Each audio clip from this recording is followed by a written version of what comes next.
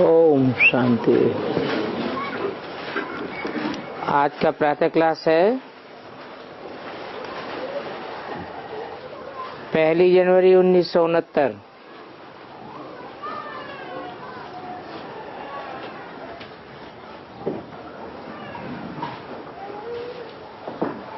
बाप बैठ बच्चों को समझाते हैं, अब इनको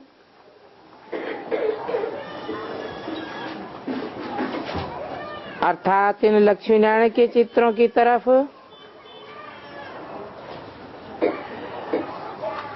इशारा जो किया तो इनको अच्छी रीति देखते तो हो ना। ये एम ऑब्जेक्ट है, अर्थात तुम इस घर आने के थे।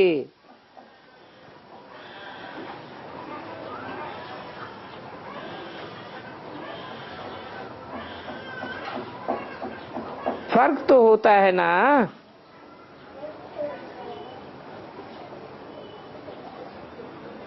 इस समझने में रात दिन का फर्क है। इसलिए घड़ी घड़ी इनको देखना है कि हमको ऐसा बनना है, क्योंकि इन्हों की महिमा तो तुम अच्छी रीति जानते हो। इन्हों का चित्र पॉकेट में रखने से ही खुशी होगी। अंदर में दुविधा जो रहती है वो नहीं रहनी चाहिए। इस दुविधा को देह अभिमान कहा जाता है। तो देही अभिमानी हो, इन लक्ष्मी नारायण को देखेंगे तो समझेंगे कि हम ऐसे बन रहे हैं।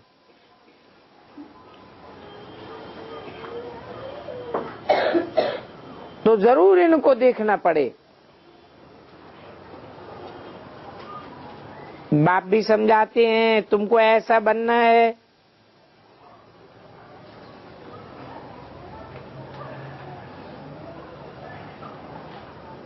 और फिर मध्याजी भव,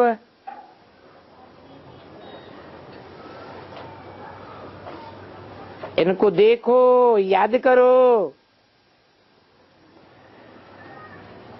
दृष्टांत भी तो बताते हैं ना। उसने कहा मैं भैंस हूँ, भैंस हूँ, तो भैंस बुद्धि बन गया। अभी तुम तो जानते हो कि ये लक्ष्मी नारायण हमारा एम ऑब्जेक्ट है और हमको ये बनने का है। परंतु बनेंगे कैसे? बाप की याद से। तो हर एक अपने से पूछे। बरोबर हम इनको देख करके बाप को याद करते हैं, ये तो समझते हो। बाबा ही हमको ऐसा देवता बनाते हैं। तो जितना हो सके याद में रहना चाहिए। ये तो बाप कहते हैं निरंतर याद तो रह नहीं सकती है, परंतु फिर भी पुरुषार्थ करना है। बलग्रस्त व्यवहार का कार्य करते हुए इनको याद करेंगे तो बाप भी जरूर याद आवेगा। बाप को याद करेंगे तो ये लक्ष्मी नारायण भी जरूर याद आएंगे, क्योंकि तुम जानते हो हमको ऐसा बनना है। तो यही सारा दिन धुन लगी रहे। ऐसी धुन लगी रहेगी तो फिर कब एक दो की ग्लानि नहीं करेंगे।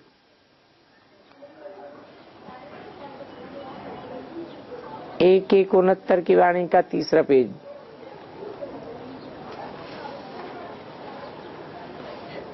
ये ऐसा है, वो फलाना ऐसा है, पर चिंतन में बुद्धि लगी रहती है। बहुत बच्चे हैं जिनके अंदर में ये किचड़ा रहता है।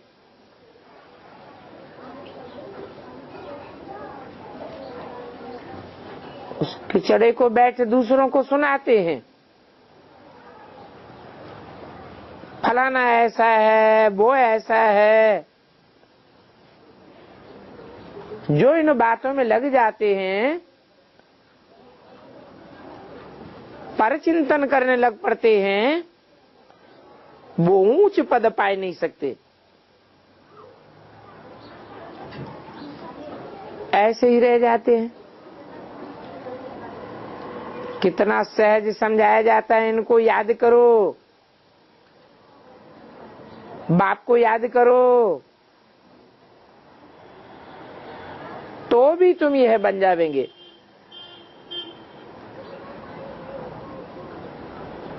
सन्यासी आदि जो जानवरों आदि का मिसाल बताते हैं,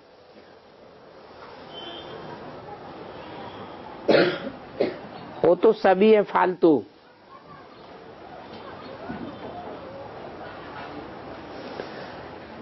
यहाँ तो तुम सामने बैठे हो, सभी के घर में ये लक्ष्मी नारायण का चित्र होना चाहिए। और ये चित्र कितना एक्यूरेट है, इनको याद करेंगे तो बाबा जरूर याद आवेगा।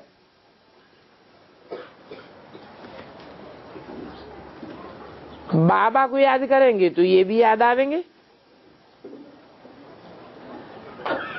सारा दिन और बातों की बदली ये ही सुनाते रहो।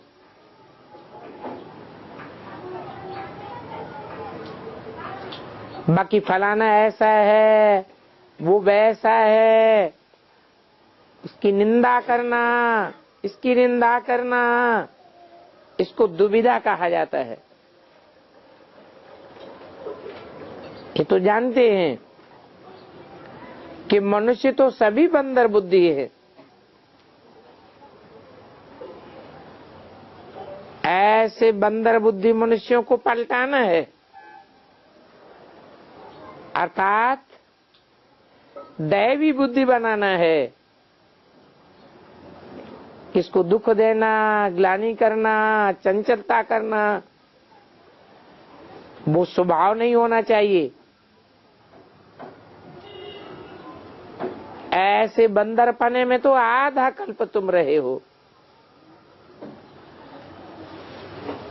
अभी तुम बच्चों को कितनी मीठी शिक्षा मिलती है। इनसे ऊंच प्यारा दूसरा कोई होता ही नहीं है।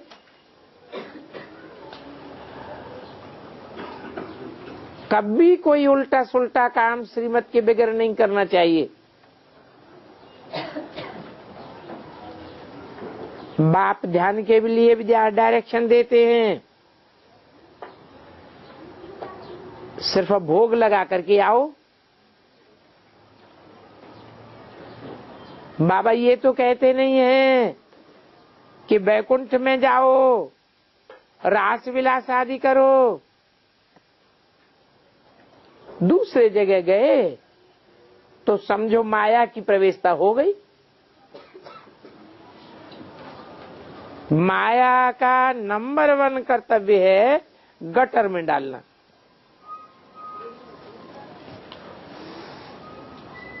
बेकायदे चलन से नुकसान बहुत हो जाता है। हो सकता है फिर कड़ी सजाएं भी खानी पड़े। अगर अपन को नहीं संभालेंगे तो, क्योंकि बाप के साथ धर्मराज भी है।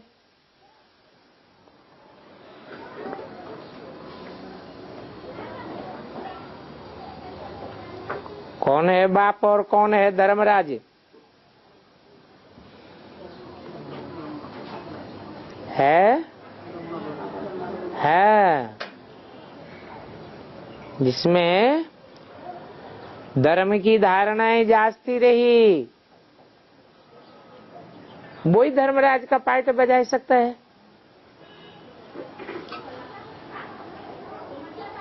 इनके पास बेहद का हिसाब किताब रहता है। किनके पास? इनके पास माना इनके कह के किसकी तरफ इशारा किया? ब्रह्मा की तरफ, अर्थात धर्मराज की तरफ। बच्चे डरते नहीं हैं।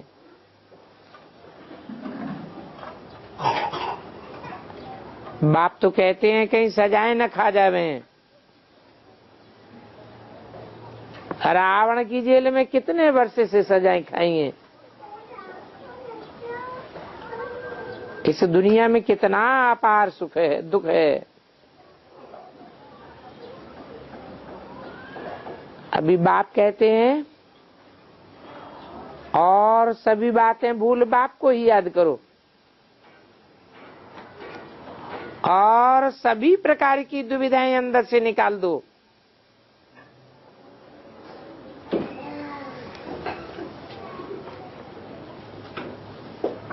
सोचो, विकार में कौन ले जाते हैं?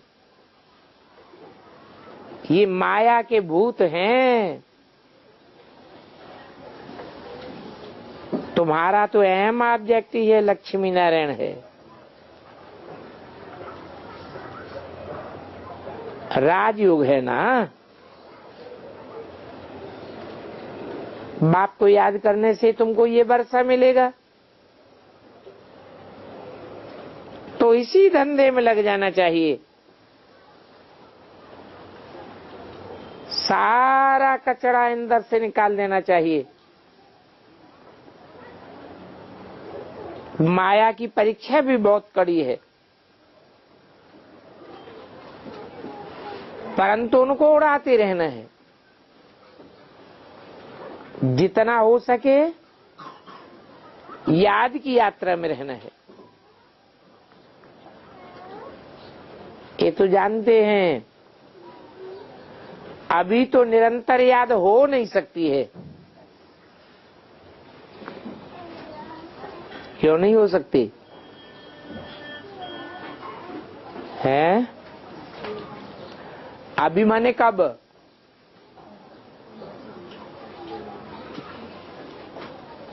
कब की वाणी है? 69 की वाणी है। उस समय के लिए बोला, अभी तो कोई की भी निरंतर याद हो नहीं सकती। क्यों नहीं हो सकती?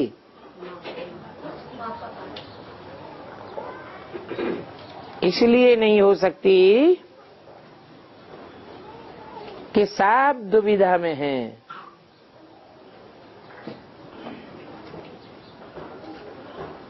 कहते हैं मुख से गीता का भगवान कृष्ण नहीं है,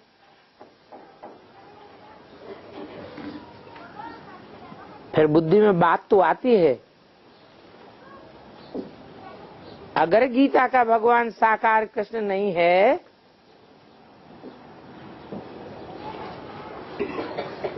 तो ब्रह्मा भी तो कृष्ण का अंतिम जन्म है। ब्रह्मा में शिवा आते हैं,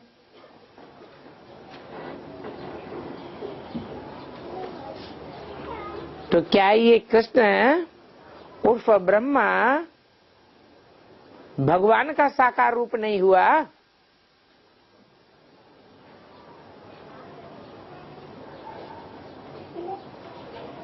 फिर ऐसा क्यों कहते हैं गीता का भगवान कृष्ण नहीं है?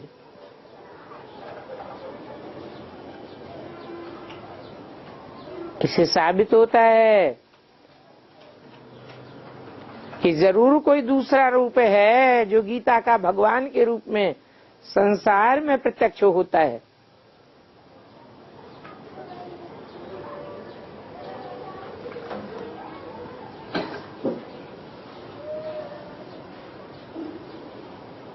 आखिरी तुम बच्चे निरंतर याद में ठहर जाएंगे।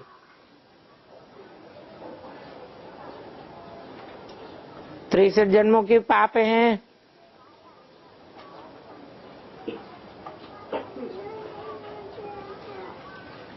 जल्दी तोरण नहीं होंगे,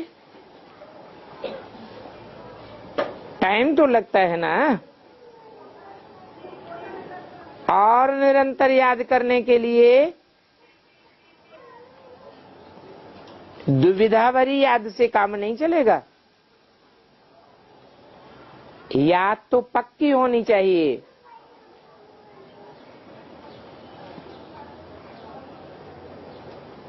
क्योंकि वो हमारा बाप भी है, टीचर भी है, सतगुरु भी है।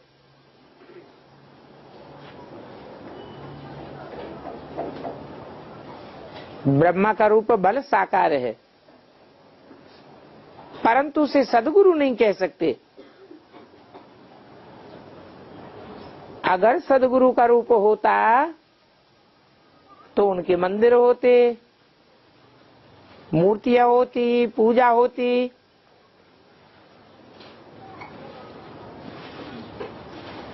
तो निरंतर याद करने के लिए साकार दुविधा से रहित रूप चाहिए। आखिरी में तुम बच्चे निरंतर याद तक पहुंच जाएंगे, तभी तुम ऊंच पद पावेंगे। माना आखिरी में निरंतर याद तक क्यों पहुंचेंगे, अभी क्यों नहीं?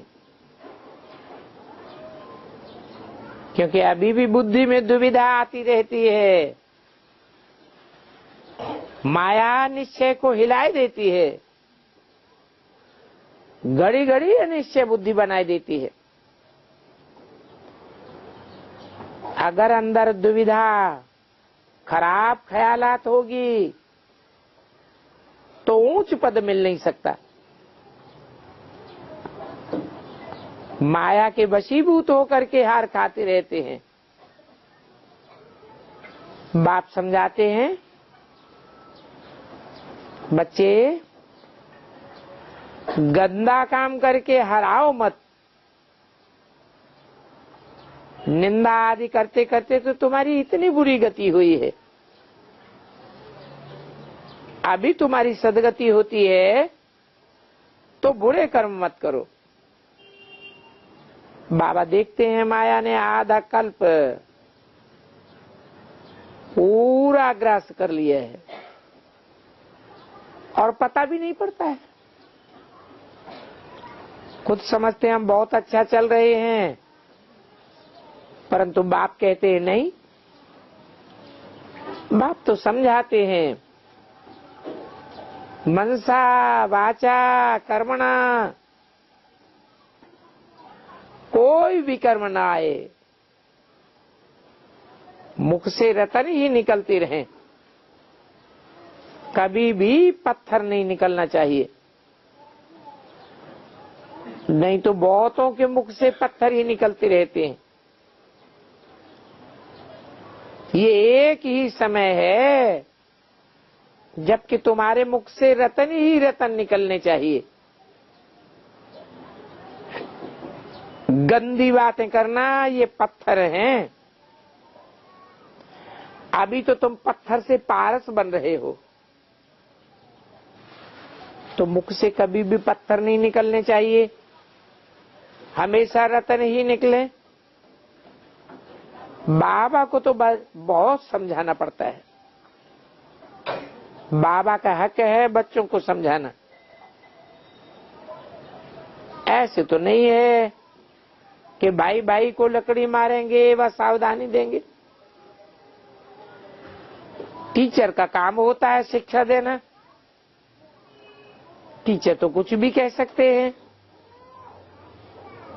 स्टूडेंट को अपने हाथ में ला नहीं उठाना है। तुम तो स्टूडेंट हो ना। हाँ, बाप तो समझा सकते हैं, बाकी बच्चों को तो बाप का डायरेक्शन है। एक बाप को याद करो,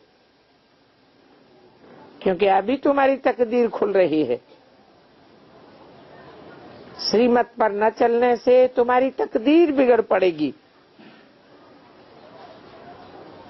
फिर तुम्हें बहुत पछताना पड़ेगा।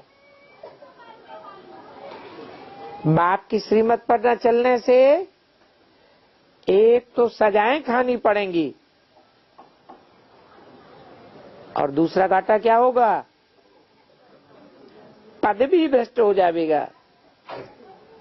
जन्म जन्मांतर कल्प कल्पांतर की ये बात है। बाप एक ही बार आकर के पढ़ाते हैं, तो सारी बातें बुद्धि में रहनी चाहिए। पक्का कर दो बाबा हमारा टीचर भी है। ये नई नॉलेज मिलती है कि अपन को आत्मा समझो। आत्मा और परमात्मा का मेला कहा जाता है। फिर ये मेला 5000 वर्ष के बाद होगा। इस मेले में जितना वर्षा बाप से लेना चाहो ले सकते हो, नहीं तो बहुत पछतावेंगे, जार जार रोवेंगे। आगे चल के तुमको सभी साक्षात्कार हो जाएंगे। स्कूल में बच्चे ट्रांसफर होते हैं तो पिछाड़ी में बैठने वालों को सभी देखते हैं। यहां भी ट्रांसफर होना है। तुम जानते हो हम यहाँ शरीर छोड़ करके फिर जा करके सतयुग में प्रिंस बनेंगे। प्रिंस के कॉलेज में पढ़ेंगे। वहां की भाषा तो सभी को पढ़नी पड़ती है।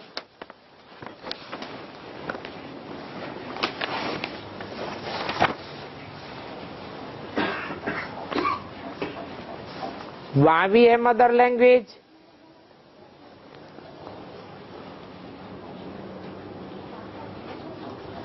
बहुतों में पूरा नॉलेज नहीं है तो रेगुलर पढ़ते भी नहीं है। 1:69 की वाणी का 4था पेज।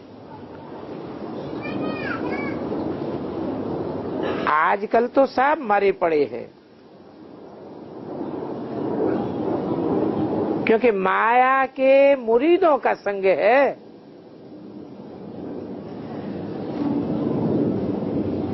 शिव बाबा के मुरीद थोड़े हैं, माया के मुरीद बहुत हैं।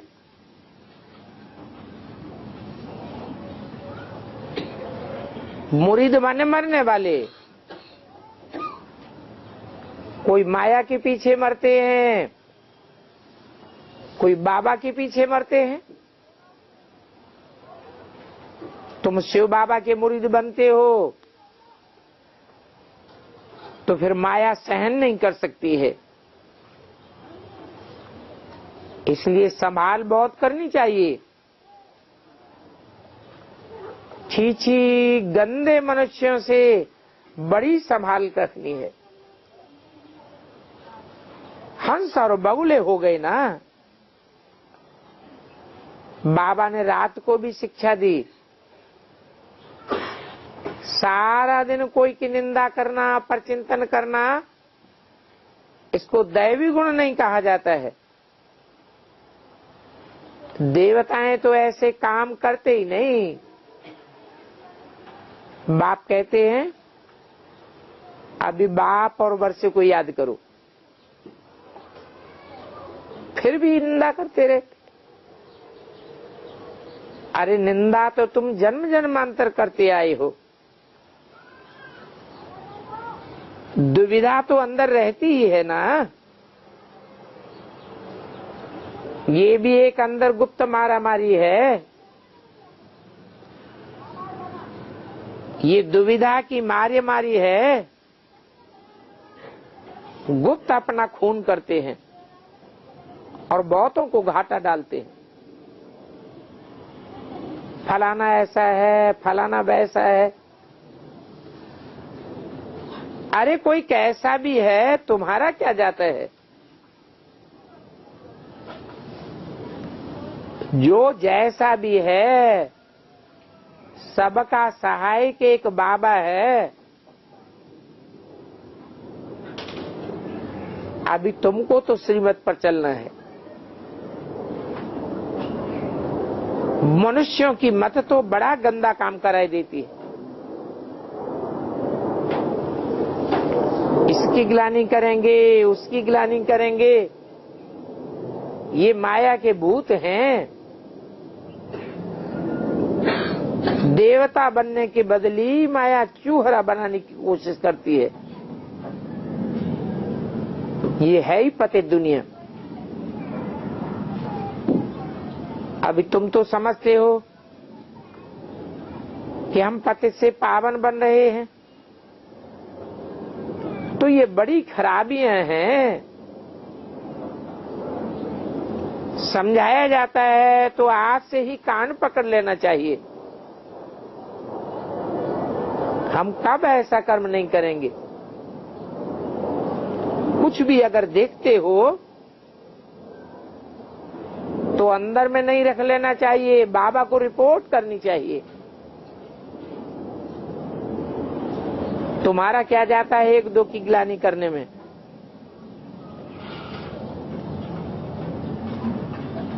बात तो सभी सुनता है ना।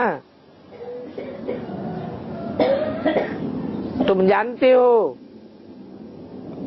बाप ने इन आंखों का, इन कानों का लोन लिया है। बाप भी देखते हैं और ये दादा भी देखते हैं।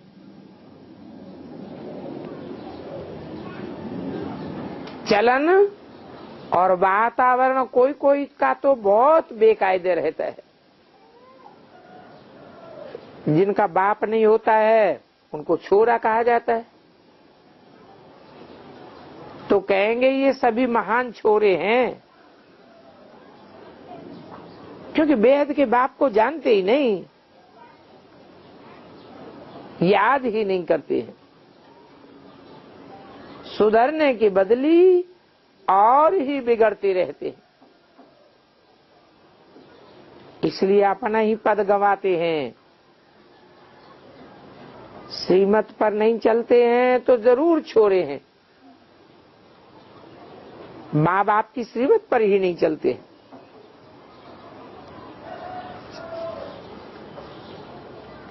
अभी तुम्हारा माता पिता बंधु सभी यही तो बनते हैं ना। शिव थोड़े ही बनते हैं, फिर शिव क्या बनते हैं। अरे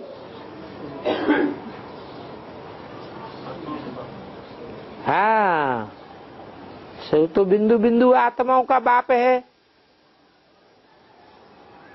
जब साकार में प्रवेश करते हैं तो अनेक प्रकार के संबंध बनते हैं। तो देखो, ग्रेट ग्रेट ग्रैंडफादर ही नहीं तो मदर फिर कहां से होगी। इतनी भी बुद्धि नहीं है तो उनको जानवर कहेंगे। माया एकदम बुद्धि को फिराई देती है।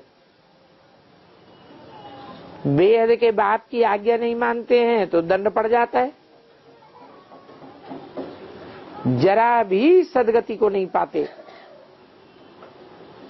बाप देखते हैं तो कहेंगे ना इनकी क्या बुरी गति होगी। ये तो टांगर के अक के फूल हैं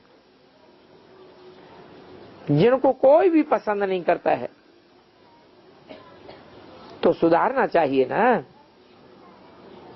नहीं तो पद भ्रष्ट हो जाएगा। जन्म जन्मांतर कल्प कल्पांतर का घाटा पड़ जाएगा। परंतु इन देह अभिमानियों की बुद्धि में बैठता ही नहीं है। आत्माभिमानी ही बाप के साथ लव कर सकते हैं। बलिहारी जाना कोई मासी का घर थोड़े ही है। बड़े बड़े आदमी तो बलिहार जा ही नहीं सकते हैं, और वो तो बलिहारी का अर्थ भी नहीं जानते हैं। बलिहार होने में बड़े बड़े आदमियों का हृदय भी दीर्ण होता है। बहुत बंधन मुक्त भी हैं, बच्चे आदि भी कुछ नहीं है। कहते हैं बाबा आप ही हमारा बच्चा हो। ऐसे ऐसे मुख से तो कहते हैं, परंतु अंदर की सच्चाई नहीं है। बाप से भी झूठ बोल देते हैं। बलिहार गए तो अपना ममत्व निकाल लेना चाहिए। अभी तो ये पिछाड़ी का टाइम है, तो श्रीमत पर चलना पड़े। मिल्कियत आदि सभी से ममत्व निकल जाए। ऐसे बहुत बंधन मुक्त हैं। शिव बाबा को भी अपना बनाया है। एडॉप्शन करते हैं ना, ये हमारा बाप टीचर है, गुरु है, हम उनको अपना बनाते हैं। उनकी पूरी मिल्कियत हमको लेनी है। जो बच्चे बन गए हैं वो घराने में जरूर आते हैं, फिर उस घराने में आने में भी नंबरवार हैं। उसमें भी पद तो है ना। कितने दास दासियां बनते हैं, एक दो पर हुक्म चलाते हैं। दासियों में भी नंबरवार बनते जरूर हैं। रायल घराने में बाहर की दास दासियां तो नहीं आवेंगी ना। जो बाप के बने हैं उनको ही बनना है।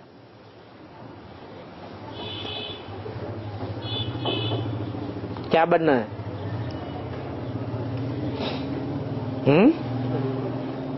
है? अरे दास दासियों की बात हो रही थी ना।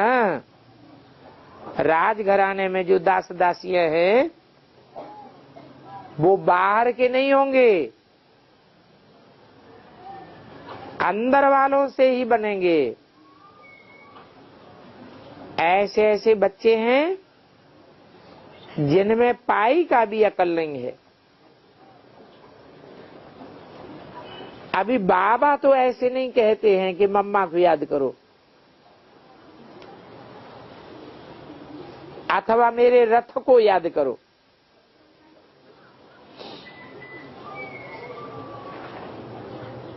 बाबा तो कहते हैं मां में एकम याद करो।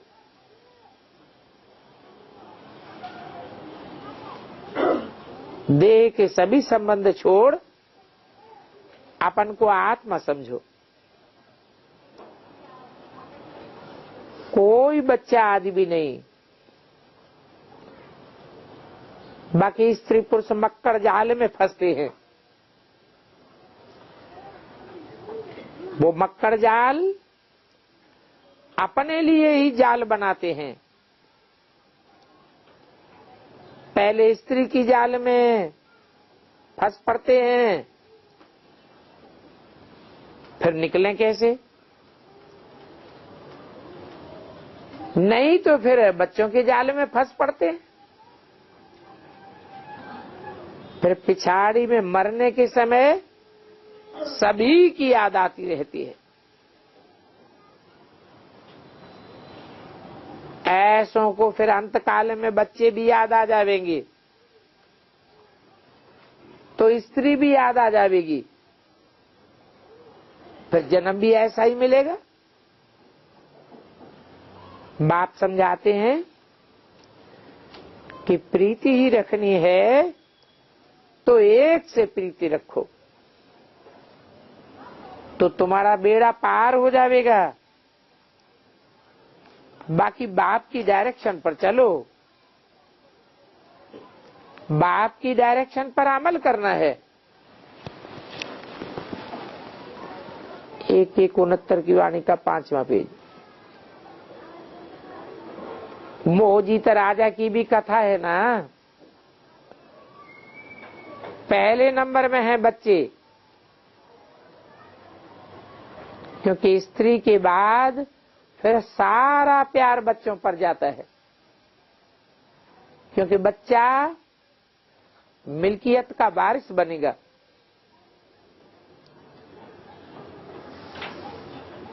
वो तो हाफ पार्टनर है। कौन कौन है हाफ पार्टनर? स्त्री। वो फुल मालिक बन जाता है। तो बुद्धि उस तरफ जाती है। अगर बाबा को फुल मालिक बनावेंगे तो ये भी तुमको सब कुछ दे देंगे। कौन है? कौन तुमको सब कुछ दे देंगे? नहीं, बाबा को मालिक बनावेंगे। बाबा शिव बाबा अलग अलग थोड़े हुए। ब्रह्मा की बात बताई। बच्चे बाप का वर्षा पाते हैं तो माँ भी अपना सारा हक बच्चे को दे देती है। तो ऐसे ही बताया, बाबा को फुल मालिक बनावेंगे तो यह भी, अर्थात कौन? ये ब्रह्मा भी सभी कुछ तुमको दे देंगे। बाकी और कोई लेन देन की बात ही नहीं रहती। ये तो समझ की बात है ना। बाप जो समझाते हैं उस पर अमल करना चाहिए। कई तो बिल्कुल लज्जट बुद्धि हैं। बल तुम सुनते हो, दूसरे दिन सभी भूल जाता है, सभी कुछ भूल जाता है। एक बात तो अपनी बुद्धि में पक्का करना चाहिए, जो फिर कोई को भी समझा सको। ये बाप का वर्षा स्वर्ग की बादशाही मिलती है। कैसे मिलती है सो समझाना है। इन लक्ष्मी नारायण को बाप का वर्षा है ना, तो अभी भी जरूर बाप से वर्षा मिलता है। बाप को याद करने से तुम स्वर्ग के मालिक बन जाएंगे, ये तो बहुत सहज है। मुख चलाते रहो, एम ऑब्जेक्ट बताते रहो। जो विशाल बुद्धि वाले होंगे वो तो झट समझेंगे। अंत में ये चित्र आदि ही काम में आवेंगे।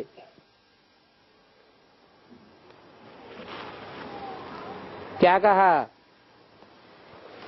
कौन से चित्र है? यही 4 चित्र। अंत में काम आवेंगे, बीच में काम आना भूल जावेंगे क्या? बीके वाले भूल गए कि नहीं? चित्रों को भूल गए। इसलिए बोला कि अंत में ये चित्र ही काम में आवेंगे। इन चित्रों में सारा ज्ञान भरा हुआ है। लक्ष्मी नारायण और आदि कृष्ण का क्या संबंध है वो भी कोई जानते नहीं है। लक्ष्मी नारायण जरूर पहले प्रिंस प्रिंसेस होंगे। बैगर टू प्रिंस हैं, बैगर टू किंग नहीं कहा जाता है। क्यों नहीं कहा जाता है? है? बैगर से डायरेक्ट किंग क्यों नहीं बन सकते?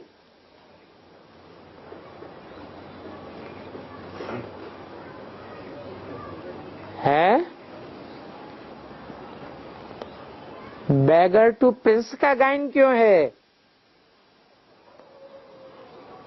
क्योंकि तुम जानते हो प्रिंस के बाद ही किंग बनते हैं।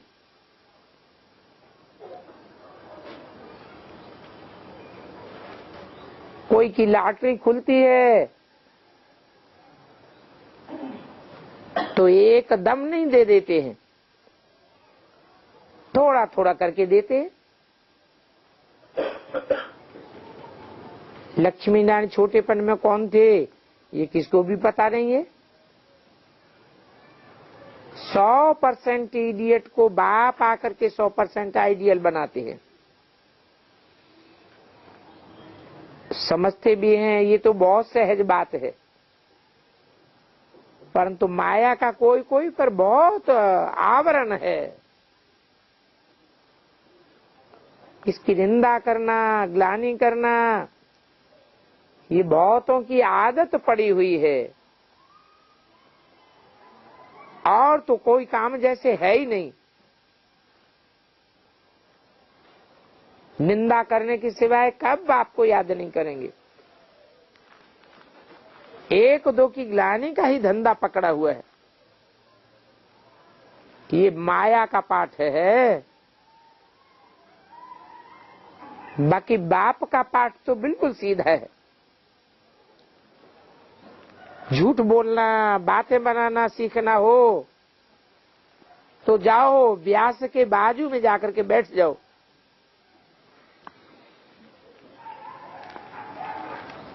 सन्यासी लोग भी पिछाड़ी में आवेंगे। जब तुम्हारी बहुत बातें सुनेंगे तब जागेंगे।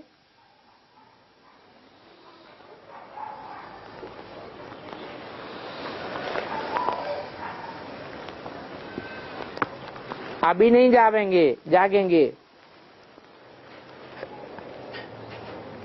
ये प्राइम मिनिस्टर आदि बड़े बड़े अभी नहीं सुनेंगे। पिछाड़ी में ये सन्यासी आदि सभी जागेंगे, जानेंगे कि ब्रह्मा कुमार कुमारियों के पास ही ज्ञान है। कुमार कुमारियां ही पवित्र होते हैं। हम कुमार हैं, प्रजापिता ब्रह्मा के बच्चे हैं, तो हमारे में कोई ख्याल खराबी नहीं आनी चाहिए। आता तो बहुतों को है ना, बहुत केस होते हैं। फिर इन बातों की सजा भी बड़ी कड़ी है, तो बात समझाते बहुत हैं, भूल चूक हो जाती है। समझो कोई कहते हैं बाबा हमने काला मुंह कर दिया, बाप कहते हैं अच्छा अब क्या चाहिए, फिर से अपना पुरुषार्थ करो।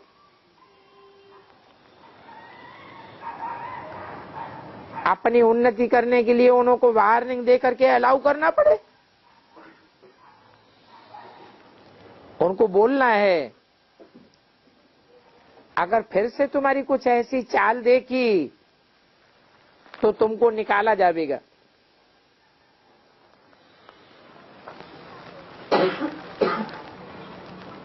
क्योंकि थोड़ी सजा भी देना चाहिए। बोलेंगे तुम लायक नहीं हो। इंद्र सभा में कोई भी छीछी आदमी आकर बैठ न सके। अगर आकर के बैठते हैं तो उनकी अवस्था ही गिर जाती है। क्योंकि बाप को भी ठगते हैं।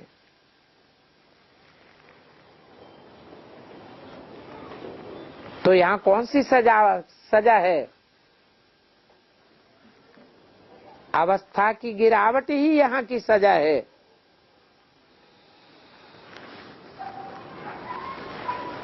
बाप को याद कर नहीं सकेंगे।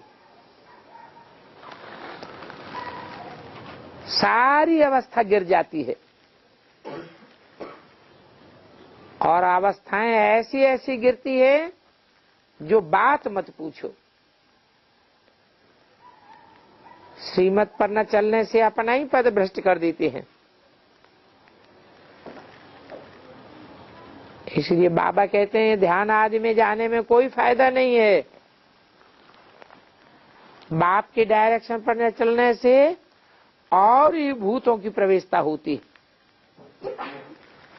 क्योंकि बेकायदे ध्यान में जाते हैं। बाप का तो सिर्फ डायरेक्शन है भोग लगा करके आने का। बैकुंठ आदि में जाकर रास आदि करने के लिए थोड़े ही कहा, उसमें कुछ फायदा नहीं। पहले तो साक्षात्कार होता था बच्चों को बहलाने के लिए, बाबा को भी खुशी हुई, विनाश होगा फिर हम बैकुंठ में चले जाएंगे। ये थोड़ा ही पता था कि याद की यात्रा की इतनी मेहनत करनी पड़ेगी। अभी तो दिन प्रतिदिन पॉइंट निकलती चली जाती है। तमो प्रधान से सतो प्रधान बनना है। ये प्रैक्टिस पहले थोड़ी ही होती थी,